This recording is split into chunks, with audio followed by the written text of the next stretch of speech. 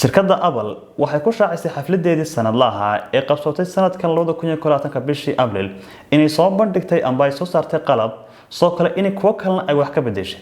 Haddaba muuqaalkeen maanta waxaanu ka eegi doonaa bal mid ka mid ah qalabada ay soo saartay oo loo yaqaano Apple AirTags. haddaynu si kooban u sheegno bal muxuu yahay qalabkan aynu soo bixinay Apple AirTags. qalabkan wuxuu yahay qalab aad ku xidhan doonto badanaa qalabada inta badan naga luma safurayaasha, shandadaha, muraayadaha iyo wixii la mid ah. kadib markaad ku xidhato shandadaada amba furahaaga waxa uu ku saaciidi doonaa in hadhow tole mobilkaaga aad ku soo xiriiriso kadibna hadhow tole aad si fudud ugu raadinayso adigoo isticmaalaya mobilkaaga iPhone-ka. markay noqoto dhinaca qiimaha lagu iibsanayo qalabkan yar waxay sheegtay shirkadu in haddii aad u baahan tahay inaad hal xabba iibsato uu qiimaheedu noqonayo $90 laakiin waxa ku wanaagsan inaad isku xiibsato 4 xidhmo amba 4 xabbo isagoo qiimahu noqonayo $99 laakiin waxaad u baahanaysaa iyadana markaad qalabka yar iibsato qalabkii la dhex gelinayay kaasoo hadhow tolo noqonaya ka furaha lagu soo xidhanayo amba hadba shayga aad u baahanayso aad ku soo xidhanayso isagana waxa qiimaha ugu hooseeya uu noqonayaa waa $13 xagga ugu sareeya mid noqonaya $449. haddaba markii noqoto qalabkan yar iyo qaabka uu shaqeynayo horta waxa ku shaqeynaya mobileska iPhone-ska ee ku jira boystack noociisa Apple iOS 14 waxaad u dhaweyn doontaa qalabka yar mobilkaaga iPhone-ka kadib mobilkaaga ayaa automatic u aqbali doona adigoo gashan doona shayga aad ku xidhanaysaa waxa uu yahay iyo sidoo kale magacaaga iyo Apple ID-gaaga iyo bas waxaad qalabkii raadinta ku xiristay furahaagii. haddaba su'aasha ayaa waxay tahay cabir intee leeg marka uu yaalo furahaygu ayuu awood u leeyahay qalabka yar inuu ii raadiyo. sida caadiga marka uu ku jiro 30 feet oo u dhiganta ilaa 9 mitir ayaad ku raadin kartaa qalabka yar furayaashaada. haddaba haddii uu gaaro ilaa 50 feet haddii uu gaarana waa uu ku soo qaban doonaa laakiin waxa uu ku sheegi doonaa inuu cabirka signalkaaga uu aad u hooseeyo. bal waxaad ka soo qaadaa haddaba waxa ka lumay Apple AirTag-gaagii kugu xidhnaa furahaaga. marka uu ka lumo waxaad uga dhex calaamin doontaa mobilkaaga dhexdiisa in furahaaga uu ka lumay.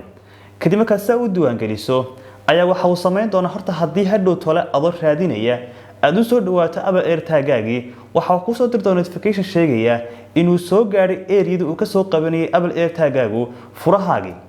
sidoo kale kaba soo qaad waa uu ka lumay hadduu isku dayo qof kale inuu qaato Apple AirTag-gaagii kadib isagu uu iska isticmaalo taana ma suurtoobiso sababtoo waxa uu baahanaya hadhow tole marka uu isla qofkii beergalay waxa uu baahanaya inuu geliyo Apple ID-gii iyo password-kaagii oo hore u soo gashatayba. sidoo kale waxaad samayn kartaa inaad gashato magacaaga iyo numberkaaga taasoo saaciidi doonta in hadhow tole haddii uu qof helo Apple AirTag-gaagii inuu arko magacaaga iyo numberkaagiiba taasina waxay suurtagelinaysaa inuu qofku ku soo garaaco.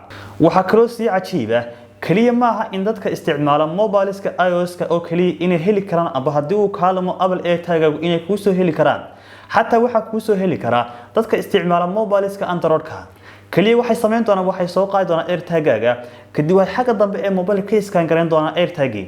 markay iskaan gareeyaan waxa uu si automatic u soo saari doonaa isagoo ku furi doona browser-ka inuu Apple AirTag-gan uu yahay mid lumay isagoo la raadinayo. haddii aad u baahan tahay in qofka la socodsan waxaad kala xiriiri doontaa oo oran doona numberkii iyo magacii aad soo gashatay. ugu dambeyn bal waxaad ka warataa haddii uu qof isku dayo inuu AirTag-giisa uu isticmaalo inuu adiga uu ku access gareeyo location-kaaga iyo hadba halka aad marayso. taana waxay shirkadda ugu tala gashay in haddii uu isku dayo AirTag inuu kugu soo dhawaado adiga mobilkaaga waxa uu sheegi doonaa notification ah inuu ka dhow yahay AirTag. kadib waxaad awood u leedahay inaad iska disable garayso kadibna aad iska xidho location-ka. intaas ayuu ku egyahay muuqaalkeen laakiin bal muuqaalkan intaanan xidhin bal hal su'aalan ku weydiiyo ma kula tahay in Soomaali ahaan qalabkan uu yahay qalab inaga aad inoo anfacaya maadaama ay nahay dad ay ku fududahay amba ay u fududahay inay kalma furayaasha shandadaha iyo wixii la midka ahayba. waxaad nala wadaagi doontaa qaybta comment-ga.